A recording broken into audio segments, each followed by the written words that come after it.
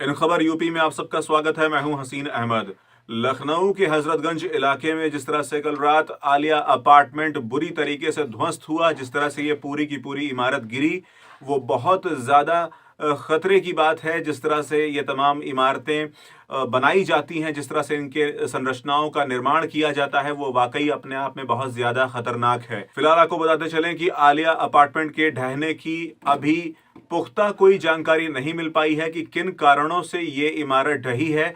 हालांकि कल ही दोपहर 2:28 पर एक भूकंप आया, जिसका केंद्र नेपाल था, जिसका मैग्नीट्यूड अगर हम आपसे बात करें तो 5.8 की रिक्टर स्केल पर तीव्रता मापी गई थी। हालांकि इसका भी अंदेशा जताया जा रहा है कि इमारत पर इसका असर पड़ा है। आपको बताते चलें कि आलिया अपार्टमेंट 12 फ्लैट्स यहां पर मौजूद थे और उसके साथ ही साथ ऊपर के 2 फ्लोर्स में जो ऊपर के 2 संरचनाएं थीं, जो तल थे, उस पर पेंट हाउस का निर्माण करवाया गया था। और साथ ही साथ बिल्डर के ऊपर साफ तौर पर इल्जाम लग रहा है कि उसने किसी भी किस्म की सरकार से स्वीकृति इस इमारत को बनाने के लिए नहीं ली थी। ऐसी कोई जानकारी सामने नहीं आ रही है कि उसने कोई भी सरकार से या किसी सरकारी विभाग से इस बारे में कोई स्वीकृति ली हो, क्योंकि आपको मकान बनाने से पहले बाकायदा सरकार से इजाज़त लेनी पड़ती है कि आप मकान कितना ऊंचा बनाने जा रहे हैं, उसमें कितने तल के मकान को आप तैयार करेंगे। ये तमाम चीज़ें उसमें देखी जाती हैं, नक्शे को देखा जाता है, उसके बाद आपको इजाज़त मिलती है,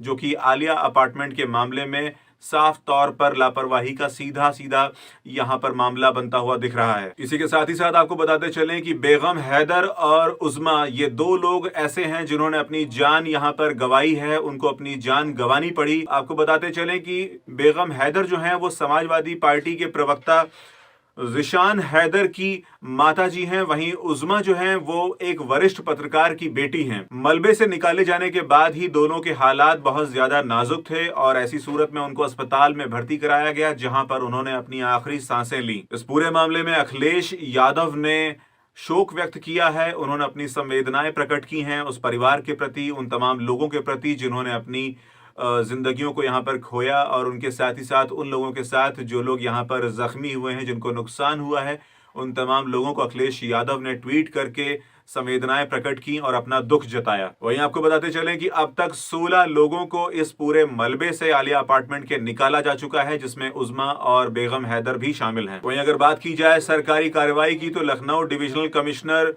रोशन जैकब ने साफ तौर पर बता दिया है कि बिल्डर के ऊपर कार्रवाई की जाएगी।